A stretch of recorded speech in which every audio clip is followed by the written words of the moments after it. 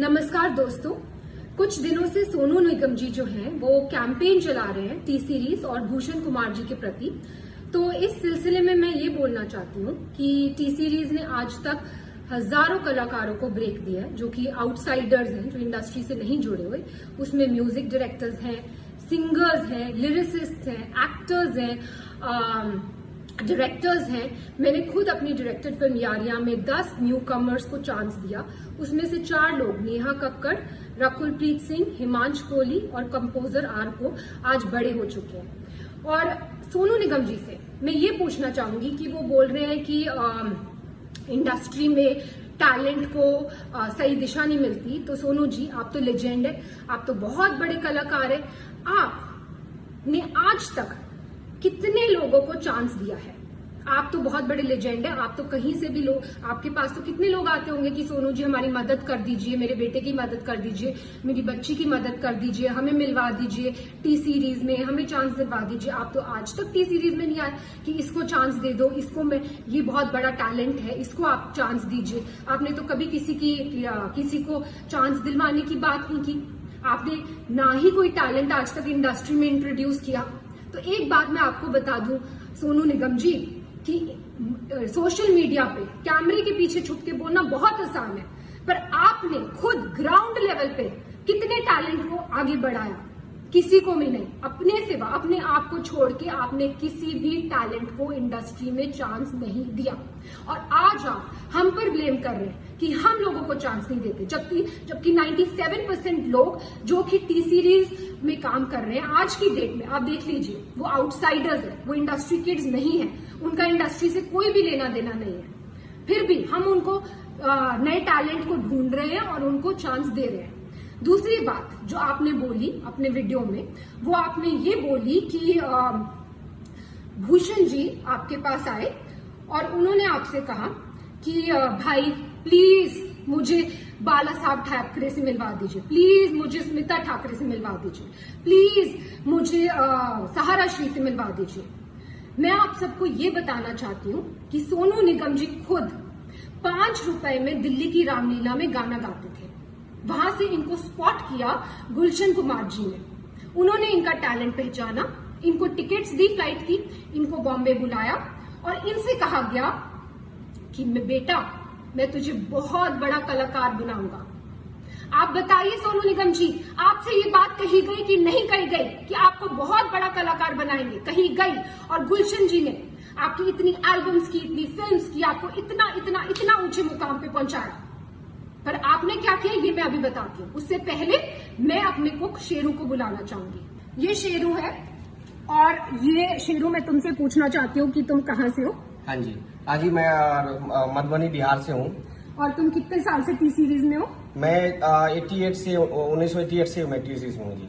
तो तुम मुझे क्या बता रहे थे सोनू निगम जी को? सोनू निगम जी के बारे में मुझे मालूम है बेटा। मैं जब आप लोग नहीं थे तभी गुलशन जी ने इनको दिल्ली से बम्बई लाए थे। मैं गुलशन जी के साथ ही उस टाइम में था, गुलशन जी भी नहीं थे उस टाइम में। मैं गुलशन जी के साथ, मैं और वो लोग बम्बई में रहते थे। सोनू निगम जी आए थे, उनके पास वो ऐसे छोटी स्कूटी होती है ना, उस भी आते थे। हमने हमारे ऑफिस में वो रिसेप्शन बैठे रहते, कितना भी साहब आते थे तो उनसे मतलब मुलाकात करने, कभी कोहली जी से, कभी मुकेश वगैरह, उनसे बातें करते रहते थे। घंटों घंटों लाइन में बैठे, मतलब वो उनसे बातें करना। फिर धीरे धीरे साहब आते, फिर साहब ने उनको बोला था कि मैं मतलब काम कराना है उनके साथ, काम कुछ बहुत दिन के बाद साहब ने भी 2-4 महीने के बाद साहब ने उसको भी आगे काम दिया। बहुत सारे एल्बम बनाए, बहुत फिर फिल्मों में चांस दिया, बेवफा सनम वगैरह बहुत हिट हुए उस टाइम में। तो बहुत आज नाम बन गया, बहुत बड़ा नाम हो गया। मतलब जब से मतलब ये जो भी है आज, ये जो भी है सब गुलशन जी की वजह से ही है मेरे हिसाब में। हाँ जी, हाँ। सोनू जी की आप जानते होंगे ये हमारे घर के कुक है और 88 से ये हमारे घर में। एनीवेज, अब मैं ये बताना चाहती हूँ कि 1998 में जब टी सीरीज की फैमिली के साथ ये हादसा हुआ था और गुलशन कुमार जी को खत्म कर दिया गया था, तब सोनू निगम जी ने क्या किया? तो सोनू निगम ने सोचा कि अब तो टी सीरीज का क्या होगा, टी सीरीज का तो कोई करता धरता है नहीं। ननू यानी कि भूषण कुमार, जो कि गुलशन कुमार जी के बेटे हैं, वो तो सिर्फ 18 साल के हैं, उनको तो कुछ आता धोता है नहीं। वो तो खुद ही मेरे पास आके हेल्प कर रहे हैं, मांग रहे हैं कि भाई मुझे इससे मिलवा दो, मुझे इससे मिलवा दो। वो तो किसी को इंडस्ट्री में जानते नहीं है। तो ये कंपनी तो खत्म होने वाली है, तो भाई मैं पहले अपने आप को सेफ गार्ड कर लूं। तो इन्होंने जाकर एक दूसरी म्यूजिक कंपनी के साथ, इनकी मतलब कोई भी वो नहीं थी, कोई भी इनको थैंकफुलनेस नहीं थी कि टी सीरीज ने मुझे इतना आगे बढ़ाया। आज टी सीरीज फैमिली में इतनी बड़ी प्रॉब्लम आई है तो मैं इनके साथ खड़ा रहूं, मैं भूषण की हेल्प करूं और उसको मिलवाऊं लोगों से। रादर ये तो खुद दूसरी कंपनी के साथ जाकर इन्होंने एल्बम कर ली और भूषण इनके पास आकर मदद मांग रहे हैं कि भाई मुझे ये कर दे वो कर दे, और इस मदद का एहसान ये आज जता रहे हैं, वीडियो बनाकर जता रहे हैं कि तूने मुझसे ये मदद मांगी। एनीवेज, तो भूषण जी ने इनसे मदद मांगी कि भाई प्लीज मेरे लिए दीवाना एल्बम कर दो, क्योंकि ये तो भाई पूरी तरह से एहसान फरामोश होकर दूसरी कंपनी में चले गए थे। और इन्होंने जब अब इन्होंने एटीट्यूड दिखाया कि वो मेरे सामने आए, मुझसे मदद मांगे, और मदद इन्होंने करी भी और उसका भी एहसान जता रहे हैं, इन्होंने दीवाना एल्बम करी। ठीक है, फिर उसके बाद इन्होंने जो वीडियो में दूसरी बात कही वो ये कही है कि भूषण जी ने इनसे मदद मांगी कि भाई मुझे अब्बू सलीम से बचा ले। अब मैं आपसे ये पूछना चाहती हूँ सोनू निगम जी कि अब्बू सलीम से बचाने के लिए भूषण जी आपके पास क्यों आए? प्लीज इस बात पे तहकीकात की जाए। क्या सोनू जी के रिश्ते थे अब्बू सलीम से? डेफिनेटली थे, तभी तो वो उनके पास मदद मांगने आए, और इन्होंने खुद अपने वीडियो में बोला है कि वो उनके पास मदद मांगने आए।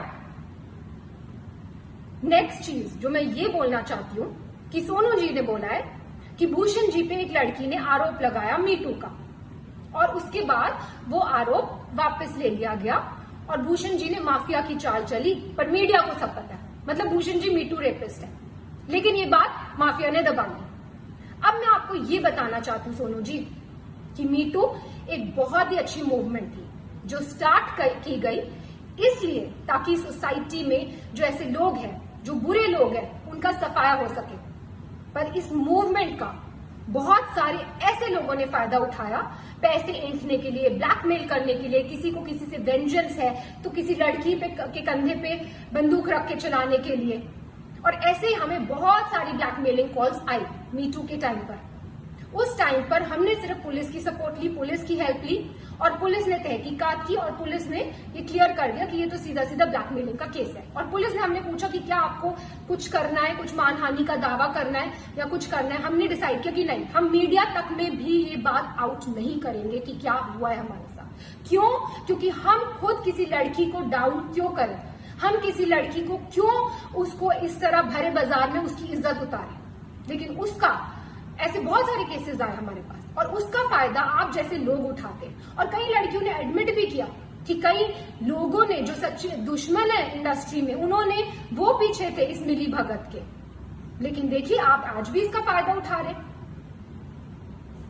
मैं पूछना चाहती हूँ सोनू निगम जी, क्या है मीटू मूवमेंट? मैं लगा दूं आप पे मीटू, तो मैं लगा दूं आप पे मीटू, बोल दूं आप मीटू रेपिस्ट है, हो जाएंगे आप मीटू रेपिस्ट। तो प्लीज सोच समझ के वीडियो बनाया कीजिए, क्योंकि आपने धमकाया वीडियो में कि आप उस लड़की का वीडियो आउट कर देंगे। बेशक कीजिए, पर नेक्स्ट टाइम कोई भी वीडियो आउट करना हो, याद रखिए प्रूफ के साथ कीजिए। बिना प्रूफ के मीटू मूवमेंट का कोई मतलब ही नहीं है।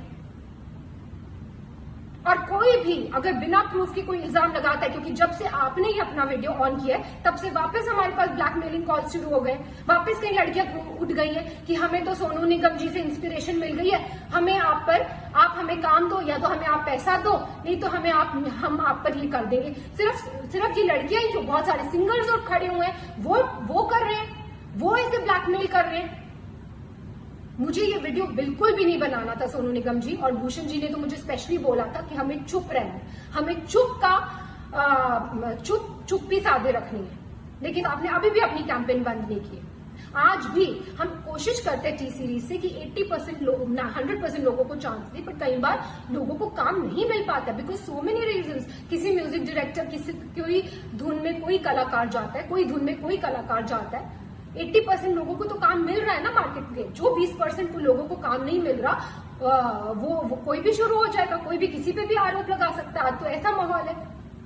और आपने जब अपना वीडियो ऑन किया तो मैं आपको बता दूं कि मेरे साथ क्या हुआ। मेरे हस्बैंड के against death threats, social media पे डेथ थ्रेट्स, मेरे लिए रेप थ्रेट्स और मेरे बच्चे के लिए थ्रेट्स। मैं क्यों सहूं ये सब? मैं क्यों सहूं अपने बच्चे के लिए थ्रेट्स? और अभी भी आपकी कैंपेन बंद नहीं हुई है, अभी भी आपकी कैंपेन जारी है। आप इतने सारे सिंगर्स को अभी भी इकट्ठा कर रहे हैं और उनको एक गठबंधन बना रहे हैं और उनको बहका बहका कर जिनको काम नहीं मिल रहा फॉर वट एवर रीजन्स, उनको काम इस बात में लगा रहे हैं, इस पब्लिसिटी लेने के ये मुद्दे में लगा रहे हैं कि उनके आपके साथ मिल जाए और टी सीरीज को हम कैसे खत्म कर दें, भूषण कुमार को हम कैसे खत्म कर दें। एक बात मैं आपसे कहना चाहूंगी सोनू निगम जी, आप किस टाइप की हैं ये तो आपकी बीवी ने क्लियर कर दिया था। उन्होंने खुद आप पे, आपको याद है, आपकी बीवी ने खुद आप पे इल्जाम लगाए हैं। प्लीज याद कीजिए उन इल्जामों को, आपने पब्लिकली जो आपकी बीवी ने आप पे इल्जाम लगाए थे और फिर आप दूसरों पे इल्जाम लगाइए।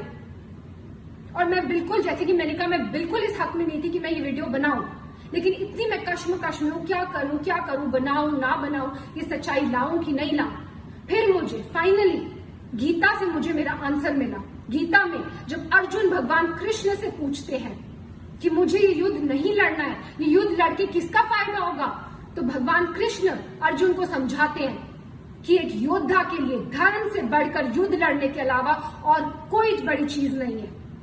अगर तुम युद्ध नहीं लड़ोगे तो तुम अपना यश गवाओगे, तुम्हारा अपयश होगा, संसार में लोग तुम्हारे अपयश की चर्चा करेंगे और तुम्हारे दुश्मन हर तरह की कटु वचन बोलकर तुम्हारा वर्णन करेंगे। और वही हो रहा है, सब लोग कटु वचन बोल रहे हैं, सारी दुनिया। जैसे कि मैंने बोला, मुझे रेप थ्रेट्स आ रहे हैं। तो मैं ये कहना चाहूंगी कि जितने भी आप सिंगर्स को, म्यूजिक डायरेक्टर्स को, जिनके पास आज कोई काम नहीं है, उनको आप भड़का रहे हैं, उनको भड़काना बंद कीजिए, क्योंकि अदरवाइज रणभूमि ओपन है। किसी को भी पब्लिसिटी के लिए इस रणभूमि में आना है, युद्ध ऑन है।